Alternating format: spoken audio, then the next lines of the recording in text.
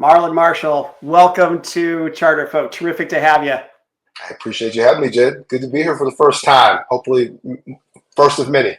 Hey, that's great. And we've talked about it a few times, so it's nice to have it happen. And the monthly CharterFolk chats are something that people are looking forward to. And I know you're one of these figures in the charter school landscape that a lot of people have questions about, curiosity about. So thank you for spending the time.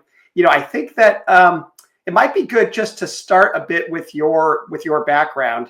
I myself have had educators in my past. My dad was a principal. My mom was a teacher.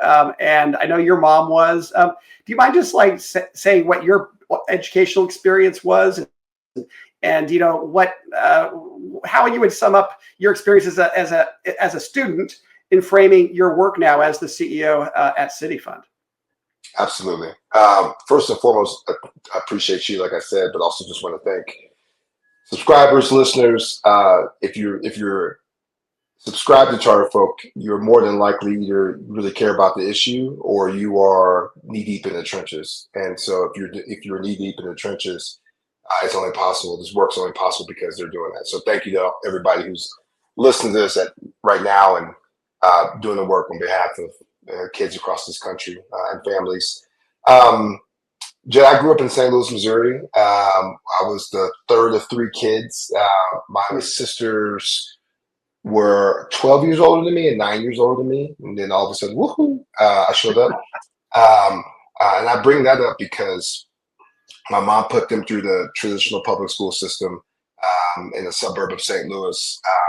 That was okay. It wasn't great. It wasn't terrible. It was okay. And my mom, meanwhile, since coming out of college, she went to Lincoln University in Jefferson City, Missouri, was a fourth and fifth grade public school teacher from the day she stepped foot out of college to the day she retired a little over 10, 12 years ago now. So having those experiences with my sisters who both ended up doing great things, but she just saw the public school system. She saw it when she was in the district in St. Louis proper teaching. She just said, this is not what I want to do. 9 years later when I came along, she was like, we got to do something a little bit different. I went to pre-K, kindergarten, all that good stuff. And then I went to a private school from first to sixth grade. It's called Community School in the suburb of St. Louis. It was an amazing and albeit interesting experience. I was the only African-American kid in my class. It was a small class of 30.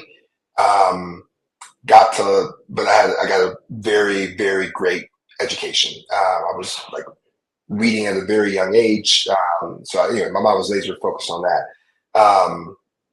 While I was at that school, my dad got a job as a custodian at a school district called Ladue, which is also in the suburbs of St. Louis. And so I was able to go to there for junior high and high school. One of the best districts in the state of Missouri. At the time, Missouri had desegregation. So Ladue was a big mix of folks. You had folks who lived in the district. You had kids, mostly African American, who were bused in from the city. And then you had a few of me's where I didn't live in the district. I didn't come from the city, but my dad worked for the district, so I was able to attend the school there. It was a little bit challenging at the very beginning where I didn't know where to really fit in culturally with a lot of students because I had a different experience coming in there. But after a couple of years, I actually think they helped me grow into the leader I am today in terms of working with all types of people, working with all types of cultures, and just really having, my parents were able to exercise choice in a way that made sense for me, 30 years ago. Can go more there, but I left there. I went to Ladue, had a great experience with Ladue, and then went to the University of Kansas. I wore that on purpose, even though we lost, Arizona last night. And that's where I just kind of, I went there thinking I was going to be an engineering major. And when I was in college, I was in engineering school, 2.5 years in, doing great.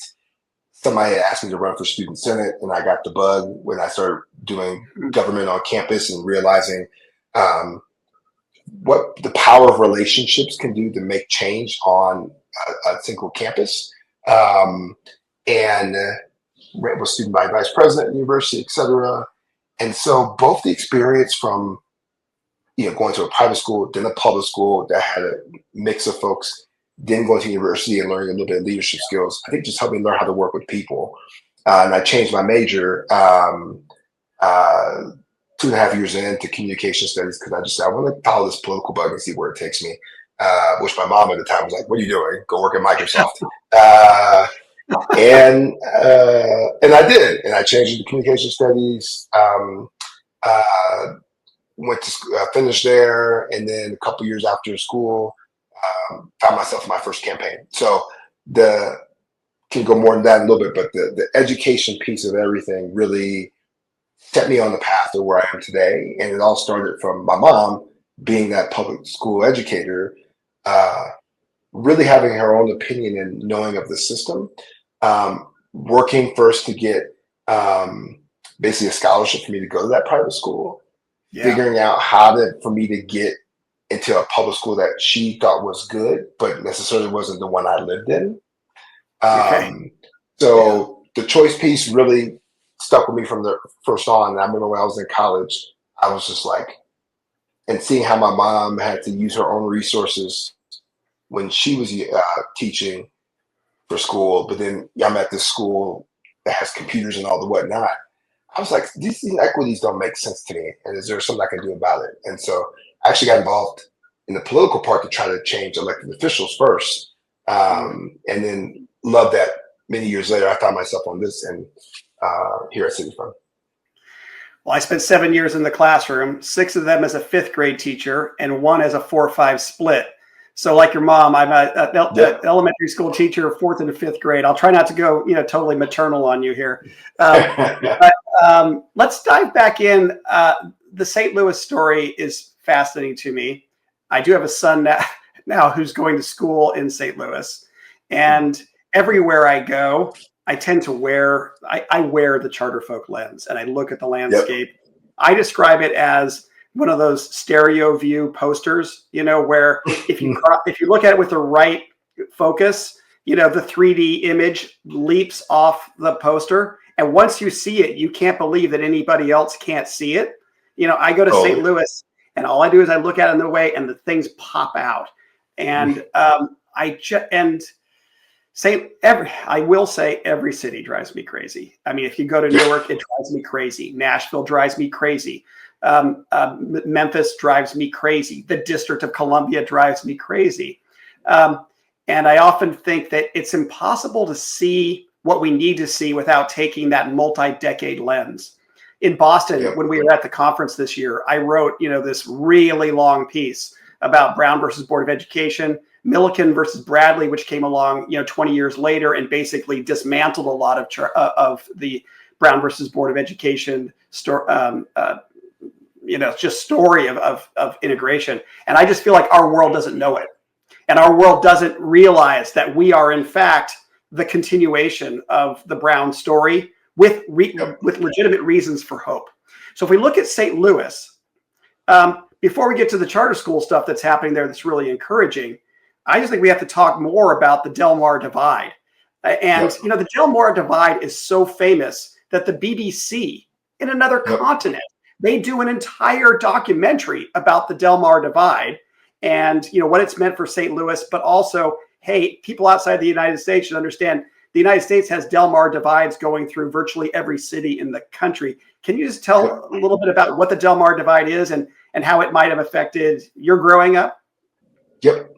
Delmar Divide, there's a street in St. Louis. It runs across the entire city. I think it gets into the county a little bit. And actually, before I get there, St. Louis is an interesting spot. There's St. Louis, the city, which has actually been hemorrhaging population for 30, 40 years. Then there's St. Louis County, which is right next to it, which is technically made up of 90 different municipalities. There's a county government, but in each of those municipalities, some have their own mayors, not all of them. a lot of them joined together to form for different school districts, et cetera. But I say all that is because a lot of the population actually moved from the city. They didn't like necessarily leave Missouri. A lot of folks just moved to the county. Hmm.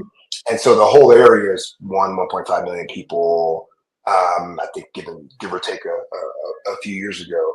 But I just think that's important context to know kind of how the city. But most people say St. Louis, a lot of people are talking about all of it. They're not just talking about the small part of the city. You're talking about all of it.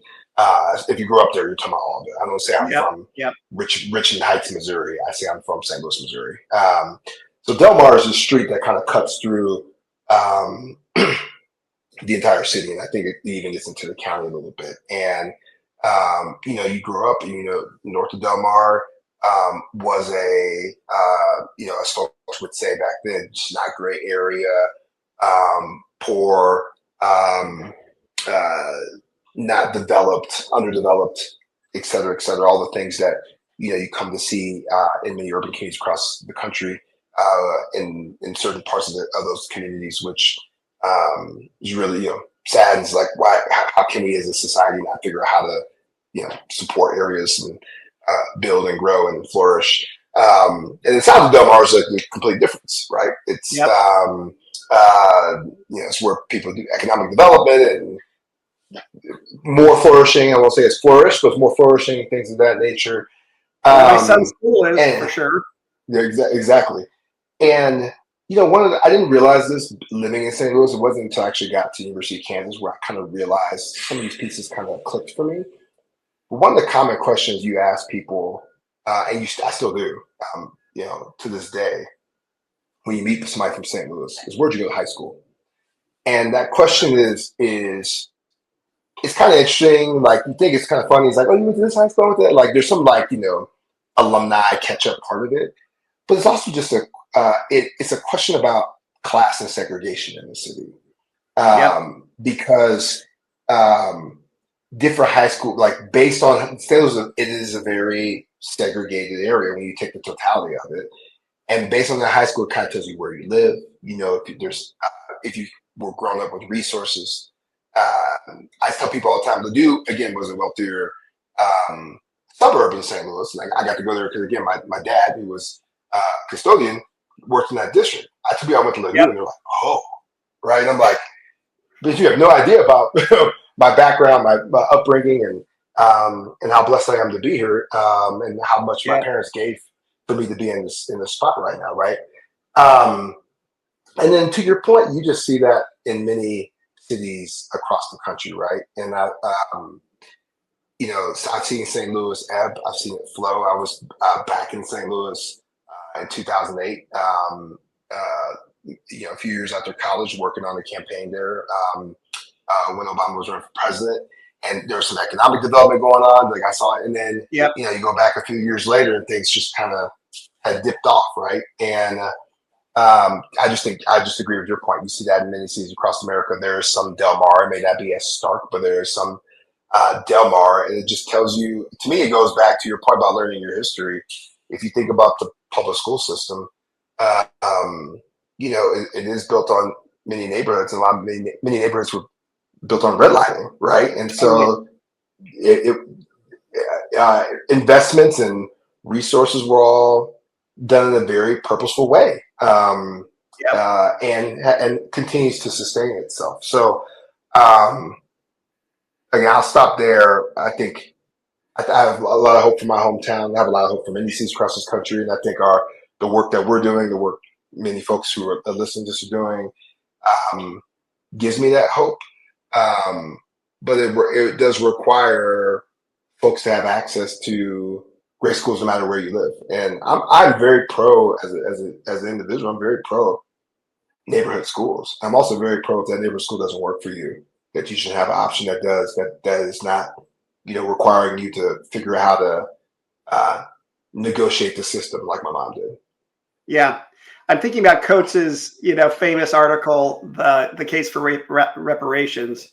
And the thing that's so compelling about that piece is just its specificity and going in and looking at the specific lending practices, looking at exactly the contracts that African American lenders were forced to accept that were different than white lenders. If you get into the specifics of education policy and where exactly people can go, it just becomes inarguable. The creation of all of those small municipalities around St. Louis, so much of this was a function of wanting to have separate schools, and yes, redlining and those kinds of things. What's interesting about St. Louis, I'd love to hear you talk a little bit more about. I talk about this case, Milliken versus Bradley. Milliken versus Bradley, came out of Detroit, and it was decided in 74. And basically, the court had decided, yes, absolutely, inarguably, there has been segregation in education happening in Detroit. But the case after Nixon had appointed, I think, 3 new justices. So we had different justices in the early 70s than we did in the early 50s. Basically said, you can make an integration program, but you can't compel the surrounding school districts to be a part of that. Yep. And, that is exactly all of the busing controversy in Boston. It was happening at the exact same time. And Boston was just about ready to include, surrounding school districts in their deseg stuff in Boston. But then this case comes out of Washington and it just shut it all down. So the thing that's just so interesting to me, and I think it basically shut it down in most cities across the country. But then in St. Louis, in 1983, 9 years later, the judge basically said to the surrounding school districts, hey, you got a choice here. You're either going to participate voluntarily, or I'm going to find a way to wipe out these lines altogether, and you're going to be in one big education, system. And once he had basically said that edict, okay, we'll make this voluntary program. So can you just cast, and as I understand it, a lot of the experience after 1983 in the broader St. Louis story was a positive one. A lot of kids that left, their schools in central St. Louis, or on one side of the divide of the Delmar Divide, found better educational opportunity. Apparently, their learning got really much better. But in 1999, again, it gets the whole thing gets sunsetted. I don't know if you saw this in my post this week. I just highlighted a new study coming out of Brown-Annenberg, which shows that you force white people into desegregation in the current context. What do they do more? Their voting participation rates go up significantly, right? So there's all sorts of ways that we find a way to get back to a system that unfairly allocates educational opportunity. But St. Louis is unique here, and your experience kind of dovetails with it. You had a lot of kids that were coming from St. Louis to your district via a different mechanism, but you saw the experience of those kids. I did. What do you say about all that? I did. So I graduated high school in 1997, so it was 2 years before the case rule. And I remember being in college and hearing about it. And then, a few years later, visiting my high school and just remember it looking different, right? Like I went back a couple times to like guest speak in my high school when I was found myself in the Obama administration. I was like, whoa, that's very different, right? And again, I think as a kid, you're not necessarily, I'll speak for myself. I wasn't necessarily connecting all these dots, right? Like I got there in 7th grade. I remember it was like culturally challenging at first, again, given my own upbringing. But I would say maybe like by the time I'm in high school and particularly by the time I'm a junior or senior, like it may be just a stronger person, stronger being, stronger leader to have, connected with kids who didn't look like me, white Jewish kids, people from, there was a big Catholic community. There was, again, African American kids coming from the city who had all just kind of like figured out how to grow up together, right? And so it was very, very powerful. My mom, really a story that ties all these two pieces together. My mom taught this, again, she was a teacher in the city, in the elementary school. I almost guarantee, like almost every kid there throughout her whole, 34 years, 35 years was African American. And one of her favorite stories is this kid named Christina. She just had so much promise, right? And Yeah. my mom really wanted her to be able to go to other school that can get education because she didn't necessarily think that was going to be her neighborhood system. It also shows you the power of the teacher that my mom saw this in that kid, Yeah. First, second grade. And it was like, how do I help you navigate this? Anyway, Christina ended up coming to Ladue, and she was graduating my same class. And so I knew all about her from my mom talking about her when I'm this kid. And then all of a sudden I'm in 7th grade. I'm like, oh, hello. Like, I've heard about you for, multiple years. And she went on, she went to college somewhere, great college, successful, has gone, I think she's in Chicago now, et cetera. My mom is, my mom's a big Facebooker, so she follows her career and all the other stuff. That's great. But I think that's just emblematic of the story of like that ability for students whose schools were under-resourced or,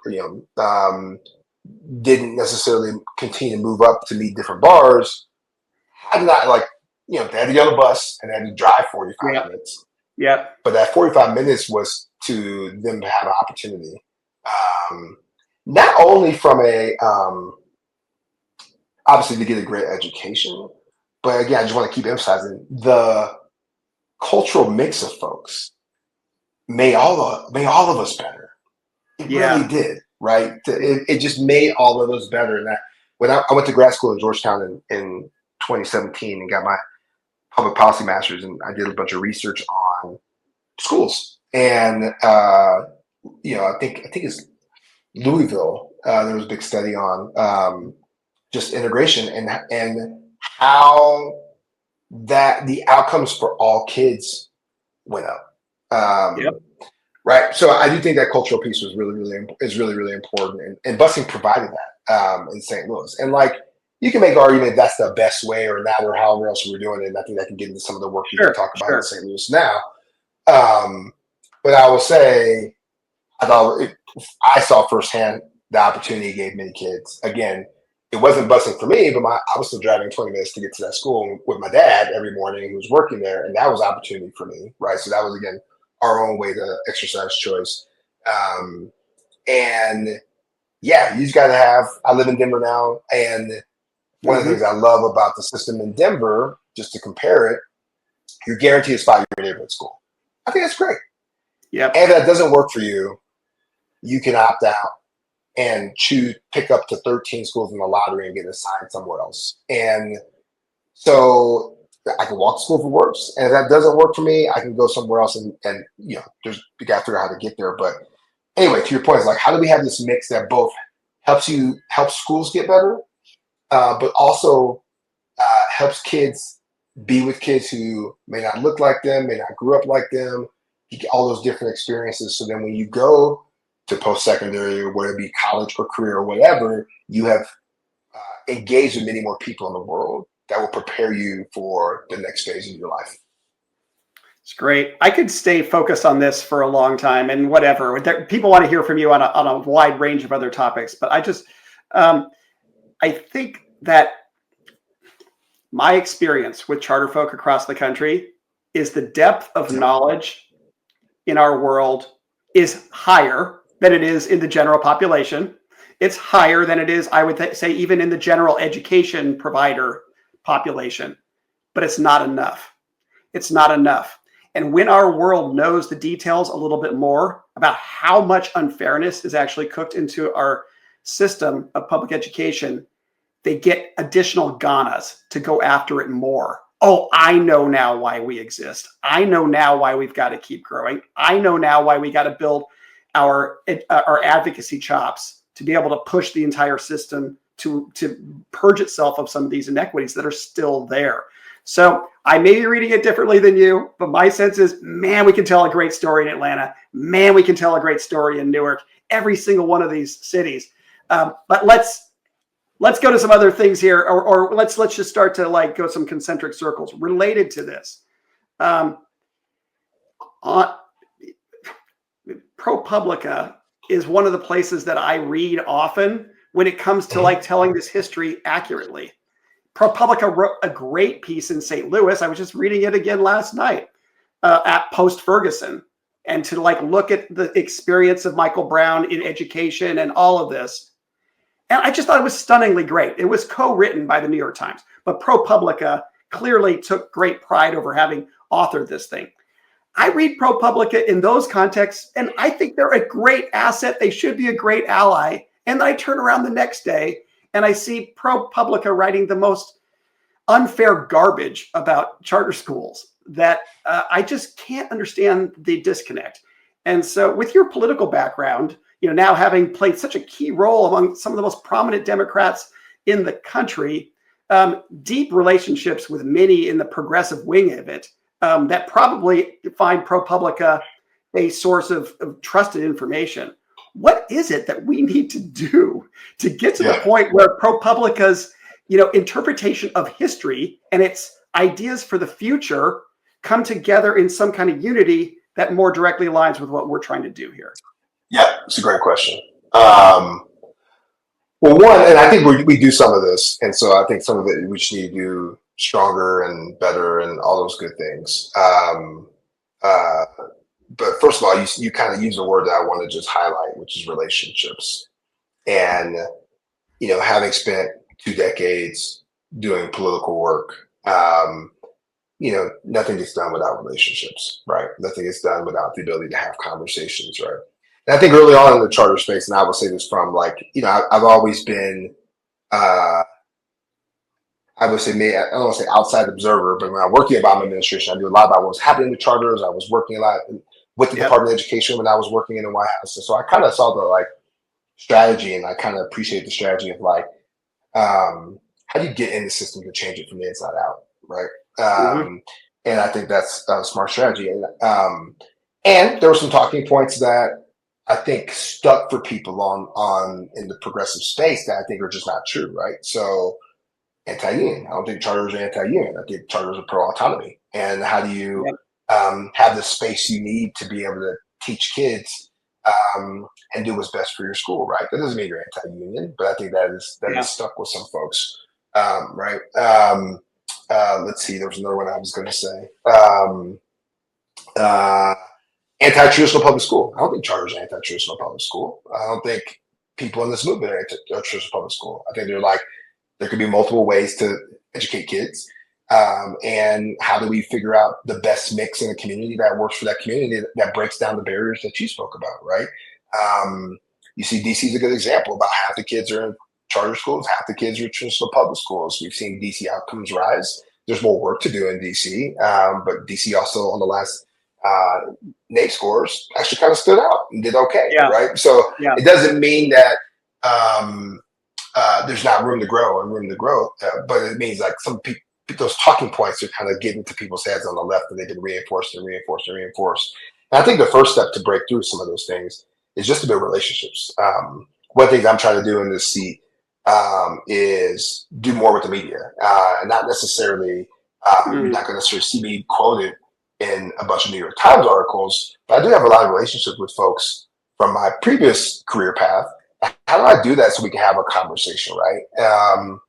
And I would also say, how do we speak? How do we engage in regular language, and a language that a common language that we can all do, right?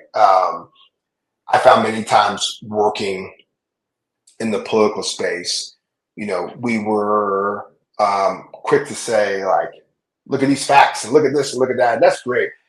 People connect at a values-based level. Right. That's where it's got to start off. And then from after there, you can introduce facts and data, et cetera. But if you haven't connected, you haven't even started at the values-based place, the facts and data are not going to mean anything to anybody. Yeah. And so what I appreciate about what you said is can we connect on we're all trying to get better options for kids and break down barriers that exist in the public school system since it started here in America. And we have to start at that starting point. How do we have those kind of conversations? Lastly, I would say I think sometimes too is when those stories aren't good, or when you see this, or when you see that, our instinct is to retreat. It's oh, okay, we're not going to talk to them. Okay, we're going to go do our own thing, right? And we should, what I love about what you have is like, you have something that is, we can speak to members who are doing the work and again, have opportunity to do it. That is all that we should do both hands. It doesn't mean we should like now not talk to ProPublica, right? So when we see a story that we don't like, let's go engage and say like, why'd you write that? How'd they get there, et cetera. So I just believe in the power of building relationships. That takes capacity. I think we've grown a lot of capacity over the last few years in our space. And I think you see more folks who also just have an advocacy and political background like myself who see how I can use that to get better educational options. So I think there's a lot we can do. I think we also have a moment in time where education it is a, you know, just to put political terms to it, it's moderate right now. And so parents want choice. Simple as that, right? They want choice. You see some states going all out to say, here's your ESA or here's whatever, go pick what's best for you. You see some states saying, great, private school systems this, public school system that. At the end of the day, parents want choice. And I think there's a huge opportunity to engage in that conversation. We are, and I think others are, on what does that mean community by community for that community, for that state, and how do you execute that? But what folks know, and I think everybody, folks, you know, who are on the left know as well too, is the status quo is not acceptable. And I will stay in this role and I will be doing this work. Like, if you were defending just status quo, that's a losing argument. And I think and I say that because we need to stop being defensive and we need to start being on offense and create the relationship necessary to say there are multiple ways to reach the children that we want to reach, which are all kids, and give them access to high quality education. And for anybody tells you there's just one way, you know, that's the status quo. So I say amen 100 times. This coming back to the relationships piece and what ultimately tips us into having the level of support we want. I have a couple of experiences that I would just throw in, because in California, for sure, we did a lot of work to build relationships with others that we had previously been weak with. The Black Caucus we were great with. Margaret Fortune helped us a great deal, many others. But what we tended to do was build the relationships, go to all of their events, and yes, sponsor their stuff. And yes, in some cases, endorse candidates and all that stuff. It was way relationships really came together. But on policy ideas, we usually didn't end up really allies on much. Sometimes in issues outside of education. Mm-hmm. And my sense is that when we put together a policy agenda, like you're saying, on offense, that shows indisputably, ProPublica, who are you kidding? The charter school world is coming forward with proposals to erase educational red lines. This is what we're doing right now. And we're trying to propose it in a responsible way. It's not we're anti-traditional public schools, but we don't think that there should be lines that are drawn that unfairly allocate educational opportunity in our country. And when we take some of those stands, and yes, they're going to be controversial in some situations, we're going to prove ourselves ready to such that what's ProPublica going to do then? Or what are some of the other progressives going to do then? Let us go out on these issues of fundamental fairness and dangle in the wind? I don't think that's going to happen. But I think we have to have the courage. I really feel like that's what the fourth decade of the charter school movement is all about, to be able to articulate more crisply now what that North Star is that we're working toward. And I feel like city-based settings, are the best places for us to say, hey, what do we want St. Louis to evolve into? Where do we want kids to be able to go if they so choose? What are the things that are fundamentally preventing them from getting there? How do we erase them? Don't meat axe them overnight. Of course, it would be terrible. But can't we just slowly erase them responsibly over time? It just seems like City Fund is perfectly positioned here, And you guys have the incredible moral authority of this new PPI study that came out, saying that in all 10 cities where we have large concentrations of charter school students in urban settings, we're seeing all boats rise. and we're seeing gaps close. So what do you see is our opportunity, and what is City Fund's, unique entry point to being able to make a contribution in this area? I appreciate that question, and I'm going to touch on one thing you said on the advocacy side, and then come back to the City Fund question. But the other thing I think we should be doing, Jed, is I actually think there's more we agree on with folks in education than disagree, right? Like, and the disagreements may be very strong, so I won't say Sure. it's not. But like, do we all want better pay for teachers? Yeah, right. Do we all want really good buildings? Like, and I say that because sometimes I think we get narrow focused on just our one piece. And like, again, using Denver as an example, there was a bond last year that passed in Denver, right?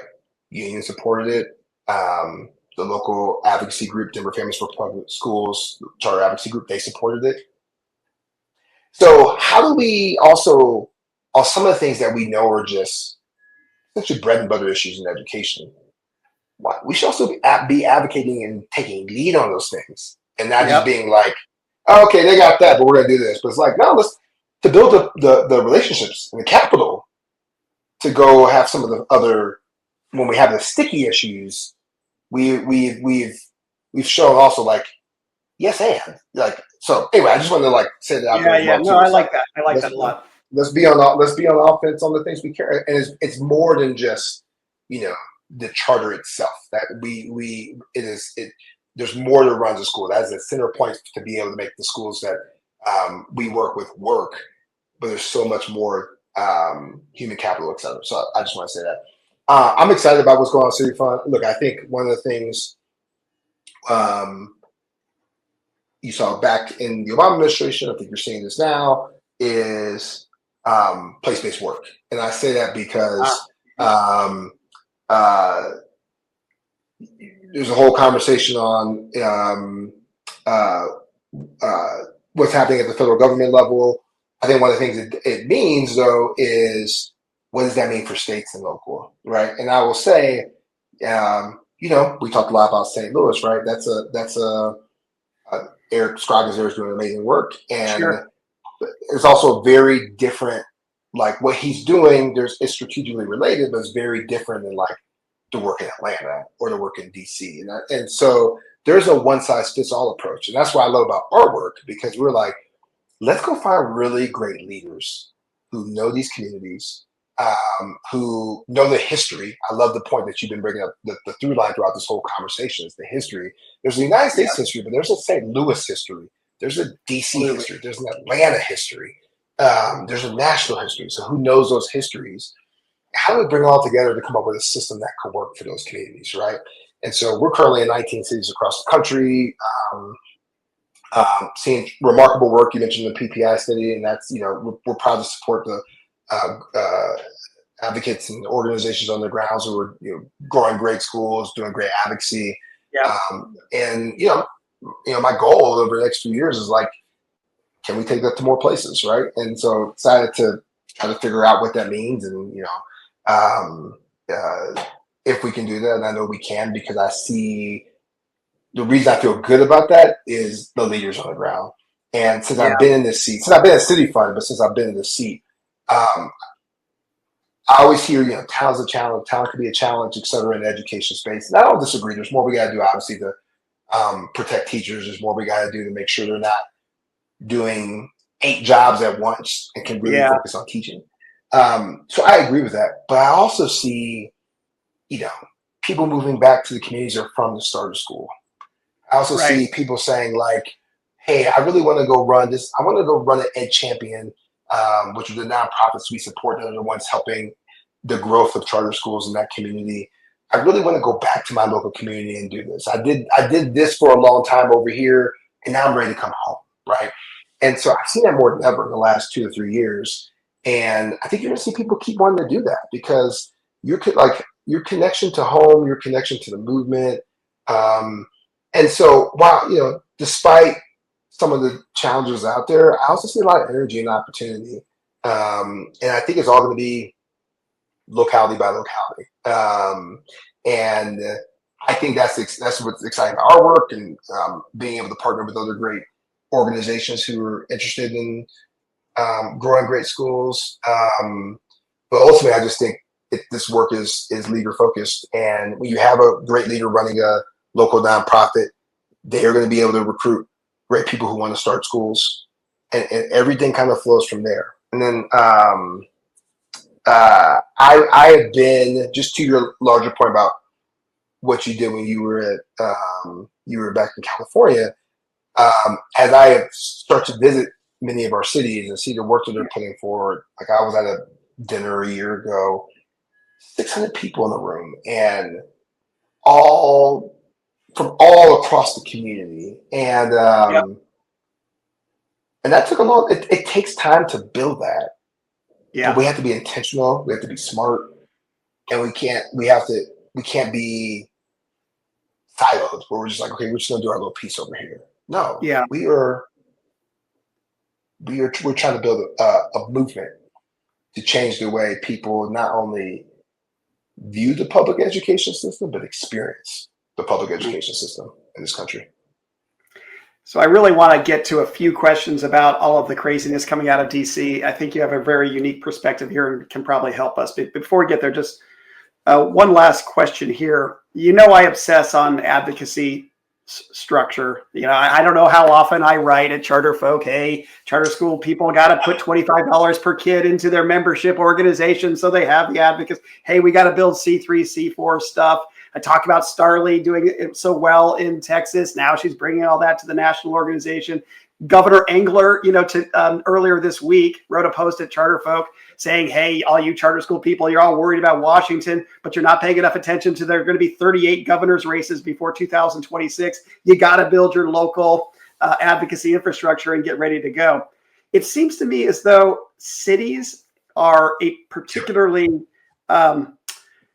attractive opportunity for us. I mean, look, we need a national organization that's sustainable, and it's hard financially to make that work. In states where we have small sectors, oh my gosh, if we could just get a state association that was financially viable, that would be great. But now, you know, we have cities where concentrations of schools are starting to come together large enough to perhaps support city-based advocacy organizations, membership organizations. It's that membership status, in my opinion, that confers greater legitimacy on what we're doing. And my sense is that, you know, teacher unions that drive us all crazy, you know, they're not driving their narrative out of national organizations. They're driving it out of their city-based organizations. And my sense is that when we finally get some of these membership organizations in city-based settings coming forward with proactive agendas, we're going to drive narrative like our movement never has before. Test my assumptions here, but press me on this. How does that analysis fit, or where are the gaps? I think it fits with some tweaks. I think again, I use Denver as an example, and it's, you know, there's many cities that would support doing that, and it's you know, the one I live in, the one I see a little bit more up close, but great organization here, Denver Families for Public School, great leader, Clarence Burden. You know, Clarence ran great folks, helped support great folks who were running for the school board 2 years ago, almost 2 years ago, a year and a half ago. They have another school board election this fall. Excuse me. Those folks ran on school safety. That was a big issue in Denver at the time, still is, but that was a big issue at the time. And they were successful. And I say that because they had that, and they're doing work on safety. So if you were just running to say charter this, charter that, that's not connecting with the community, right? You know how many times you've talked to community members whose kids may go to a charter school and they have no idea. Yeah. Yep. And we talk about this often. Do they need to know? And I'm not saying like that from a transparency. Of course, like transparency would be like, you know, this is a charter school. But my point is, their kid's in a great school. And so that's what the parent cares about, right? And I say that because we also have to speak to issues that the parents and community care about in order to be able to continue to grow and remove the lines that you mentioned. And there's a direct connection to those pieces. So that's piece number one. Piece number two is, at the same time, the network of charter schools we have in the community, we need to organize. We need to, Yep. and you can debate if that's like membership or not. I know your feelings on that, Jed. But regardless of what it is, we have to get folks together. We have to organize school leaders. We have to organize parents at schools. We need to, and then both understand what it is they care about, so you can understand that it's safety, so that the candidates, where folks are running candidates, are understanding the needs of the community, but then also get them to show up, not just to vote. And here, this is a very important point I want to make. Too often, it's like, okay, the campaign's here, the election's here, we need to blah, blah, blah, blah, blah. Where we win is the in-between. It is after the election, are we going to go do what we said we're going to do? Are we going to support it? Are we now getting the same folks involved at a local level on the issue campaigns they need? Are we getting them involved in that bond, because that bond will give them access to their school becoming a better facility? Are we getting them involved in the safety plan that the school board's going to vote on in 3 months, right? That is too often, this is not just education, I see it in a lot of movements where it's like, we got the people in, now we're going to go over here and do our work, and then we're going to come back a couple years later and talk about the election. The connection is when you get the movement that you need to build, is when you get the parents, school leaders, et cetera, engaged in the issue campaign that is necessary for us to break down those lines that you've been referencing throughout this whole conversation. And so what I'm excited about is I'm starting to see that in a lot of cities across this country. I still think we have work to do, and a lot of refinement, and a lot of ways to continue to both build that capacity, but also point that capacity in the places where it's needed most, right? So there's still work to do there.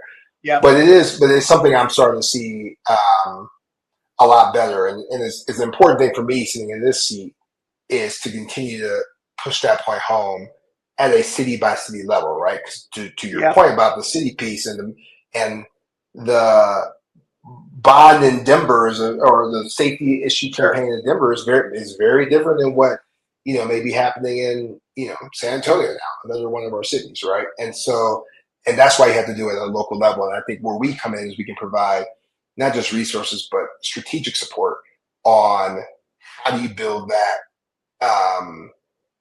ongoing systematic campaign that is not just about winning that election, but is about actually winning at a policy level, which is ultimately what we have to do to be successful. Yeah, love that. I totally agree. And this North Star that we're working on in between elections, super, super important. Part of it is red lines. I think there are other things that we could be talking about as well. I think the financial practices of our school districts, they move money from some communities to other communities, and there are historical patterns that are there. And to just be an advocate for the funds should get to the kids for whom they are intended. And charter schools are already set up this way. We're not moving money from Georgetown, or from Southeast in DC to subsidize schools in Georgetown, but the district still is. And I think there is a healthy place for us to be there. Yes, it will be a little bit controversial, but it will be the kind of connective tissue in between elections that will be terrific for us. But like I say, everything we've been talking about, Marlon, I can go into it and I know there are a couple, we only have like another 10 minutes left here or so, and we haven't even talked about elephants in the room. Good. Part of that's been intentional because, my gosh, every conversation, it seems like we start with the craziness in Washington and all of that. But I don't want to have the entire conversation go by without being able to hear your thoughts about this. Again, I think your participation in presidential politics, just the chops that you bring to this, and my experience with advocates, I've never seen something like this. Just the sheer exhaustion, the volume of stuff that's coming at the advocates, but then the school leaders too. I'm visiting the charter school organizations and the uncertainty they're all dealing with. And I'm sure you've got uncertainty within your staff and all the orbit of city funds. So as it relates to all the changes that are coming out of Washington right now, do you have any starting point suggestions for how we best navigate all this? Yeah, I think, something that I've been trying to, my own ethos the last couple of years, is to realize people aren't monoliths. And I say that because I've talked to a lot of people who are like, what is going on? How does I can't do this, et cetera, et cetera, et cetera. And others who are like, we'll see what happens. And could this be a good thing, et cetera. And so I say that because, I'm not trying to make assumptions in terms of where everybody's head's at, because I think people experience, people's realities are their realities, and they're experiencing it in whatever way they're experiencing it based on their own lived experience. And I just think that's important for all of us to remember, as we move forward. Having said that, what I can say is I think most people I've talked to are experiencing this as disruption, right? You can say that's most people are like, it's disruption that I don't know how to. Some people are like, it's disruption that is needed. Pretty common denominator that is disruption, right?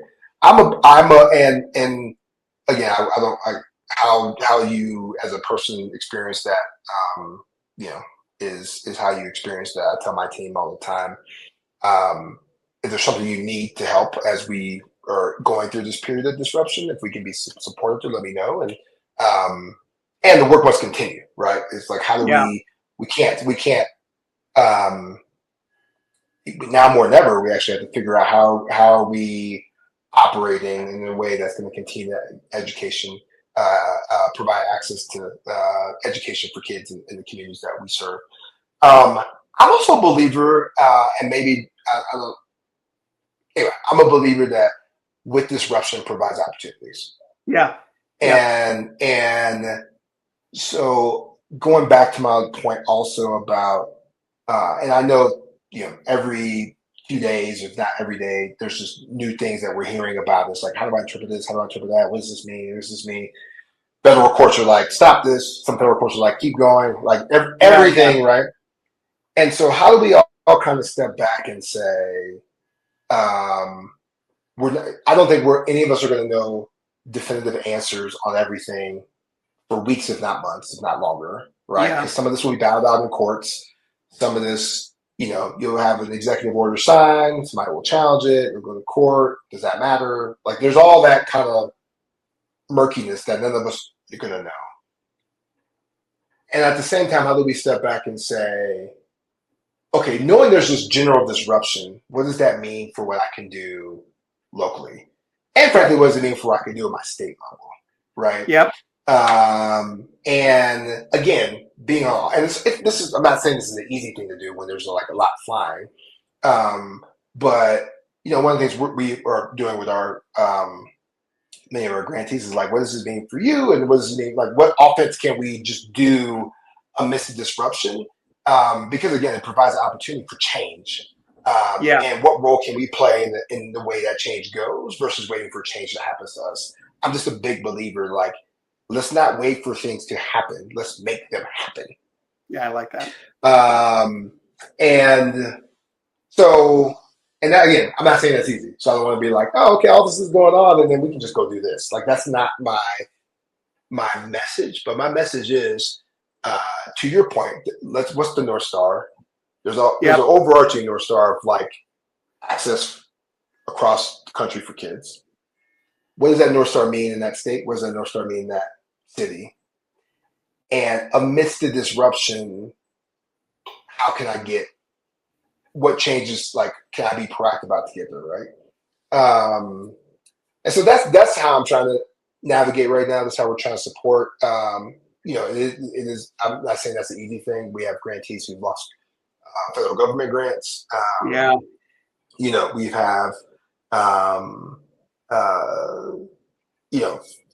Folks we just had a lot, right? It's a lot. So what I hope to be and what I want my team to be is, one, empathy.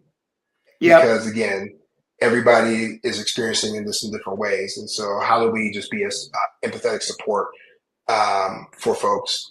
And then two, what does this mean at a local level and the state level for opportunities? And then three, be willing to adjust as needed, because what may be an opportunity today, again, all of a sudden, as all this kind of happens and goes through courts and whatnot, may be tweaked in a couple months. And so we need to be a little bit nimble as well too. It doesn't change my passion for the work.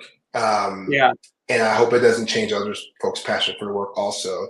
And I hope if we're able to just think about like, okay, how do I use this moment as an opportunity, long term, that we're able to figure out how to, and again, the undercurrent of all of this, I believe, on the education side, is choice.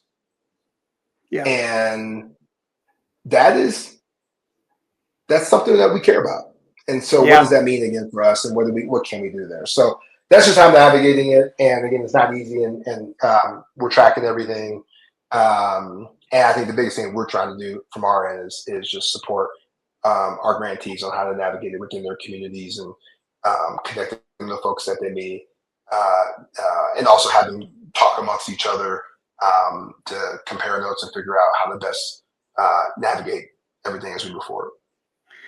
It's great. Let me pressure test one concept, and then we'll just wrap up with a couple, just parting thoughts from you. I wonder whether you think this is valid or not. I know that I have no survey data. I have not. This is just kind of hunch, just kind of general feeling.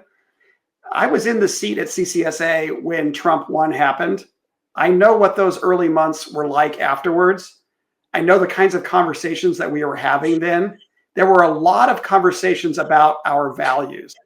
And there was a sense of almost ambiguity about whether or not we were on the right side of history. And we needed to be, reminding ourselves or projecting various things. And some of those things, I think, actually, Marlon, most of those decisions I would still live with. There's several, though.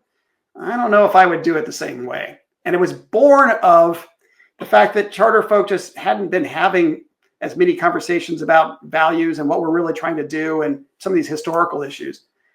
Right now, Marlon, I don't sense any of that. I just came back from a conference in Colorado, your neck of the woods.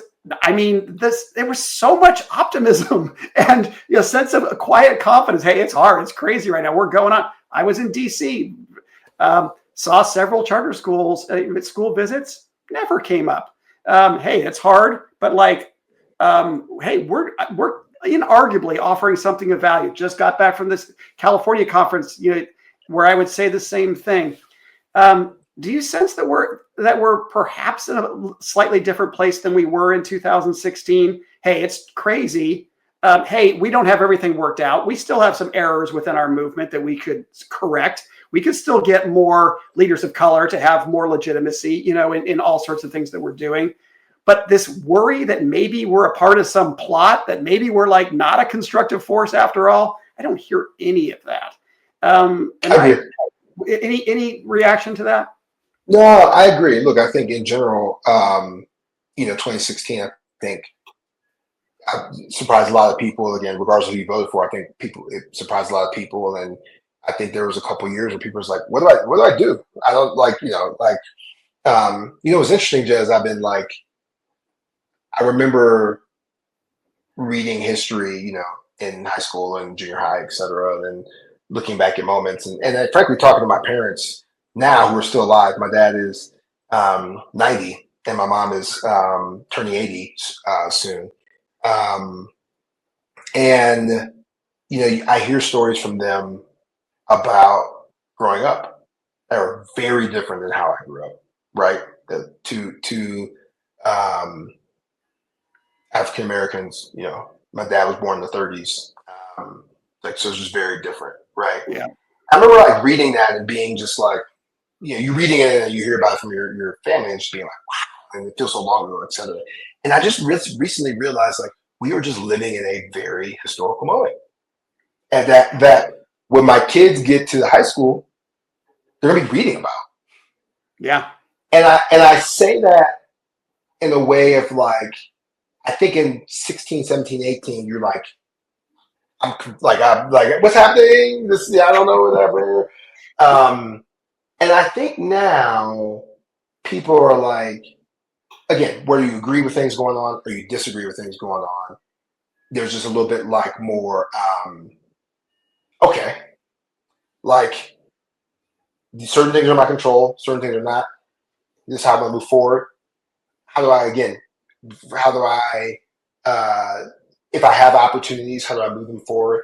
And so I just think it's, I mean, I think it's different generally speaking in the world, but I think particularly in our work, um, yeah, it's like going, I mean, look, people, tired and burnout is real regardless of anything, right, for folks. For sure. And so we need to make sure that we're always just taking care of our people. Um, but, even from over, from Trump's first election to Biden to now, there's been some great schools out there. And I think people see it, they're like, I can still do this. Like, let's see, I'm like, and their moral integrity drives the day on Yeah. why we're doing this work. And so, anyway, I just agree with you. I think I wouldn't say again like people are just like okay, but I do think people are like cool, okay, like what is it again? There's a personal feeling and what I need to do and da da da da. What does this mean for my school? What does it mean for our community? And then how do I move forward? And you see people leading, and I think that is again will allow us to um, hopefully continue to make change with the opportunity presented with disruption. Love it. All right, wrap us up with the 10-year view going forward. I push on charter schools. I think we need to be growing faster. I just think that there are just too many families that still need something better. We've had our moments of difficulty. Zoom us out. I feel like we're going to get to 4 million kids here soon, but I wish we had gotten to 4 million kids, 4 years ago. I want us to get to 5 as fast as we can. But these numbers are arbitrary. They're just like indicators of like what's going on. Generally, would take us out a decade now. If City Fund nailed it, and if the charter school movement nailed it, what do we look like in 2035 versus 2025? Yep. First of all, I believe a systemic change happens both from the outside in, but also from the inside out. And I say that because I think what I love about the concept of charter schools is it is a different way of doing a public school system. And you still need advocacy on the outside that's continuing to push against the system to get better, right? It can't be just we're going to open a bunch of great schools. That's all. That's awesome. But you also have to have the piece on the outside always banging against it. And that's how the system continually changes and reinforces itself. And so I see that getting better and I see that continuing to happen. Look, I think in 10, 15 years, if we're successful, where we are in many cities across the country, you have cities across the country that are just like seeing that, oh, there's a different way to do it. Let me just do it versus us having to go in and do it ourselves. And not ourselves, but we obviously work with local folks, but us not going to be like, hey, can we try it right here? You just see people like, I want to, like, this is a very different way to doing this, right? We've expanded the number of leaders who are going to start organizations and communities that are important to them and are helping, again, make the change from the inside out and the outside in. And so you see that grow. And like you said, we have grown the number of folks in charter schools in a way that we know will help the entire public school system. So I think if we're over the next 10 to 15 years, I think all those things are possible. The last thing is, as mentioned earlier on this call, I think both of us said this, we are in many states, and I think this could be something that just naturally happens, but in many states, we are moving towards choice. Yeah. And how do we take advantage of those opportunities so we're not over here while all this other choice happens, but we are innovative.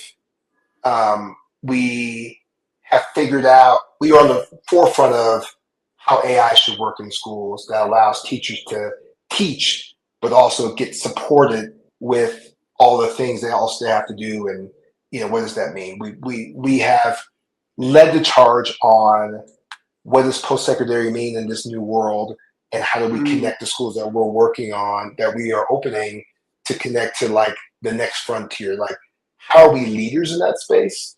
How are we proactive in that space? And if we can do that, the choice piece will build into that, because parents will say, I want my kids to go to school there because that's the school of the future. That's going to educate my kid for where the world is going.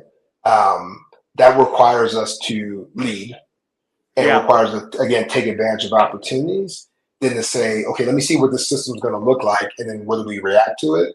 Let's not react. Let's be proactive. And I think I think we have a huge opportunity, both based on who's leading on the ground, but also, frankly, many of my partner organizations I get to work with. You got Shabar Kip, and I mean, I could go on and on and on. Sure. Like, I'm excited about the future, because I think we're all starting to row in the same direction. Well, folk really matter. And one of the things that I've enjoyed in my 6 years since I've left CCSA is I've had a chance to work in all sorts of places across the country. And that's given you and me a chance to work together on several occasions. I've gotten to know you better and better. And I have a great sense of appreciation. We have a very special folk who is leading one of our most special organizations. So, and I think a lot of people already know a lot of the unique gifts that you bring to the movement, but some don't know quite as much. And so perhaps this recording can help even more charter folk understand the unique contributions that you're making, Marlon. So thank you for all you're doing. Thank you for making time today, and look forward to staying in contact. And I'm going to remember what you said there at the beginning, that this might be the first of many conversations. I'll be circling back. I'm game. I'll always wear my Jayhawk, and thank you, Jed, for having me. Well, one thing I didn't connect right now is that you said that Georgetown Masters. I forgot that, and I'm a Hoya. So I'm going to go to work on you here. We're going to bring you to a Hoya basketball loyalty. There you go. It won't be as strong as Kansas, but I'm good with Georgetown. It won't be as strong as Kansas. Thank you, Jed, both for having me on, but also, again, just creating this space that we can all come on and talk and connect with each other. And I'll close how I finished. If you're listening to this, we couldn't do this work without you. So just appreciate you, and look forward to figuring out these opportunities together over the days and weeks and months ahead. So appreciate it. Thank you so much, Marlon. Okay, thanks, man.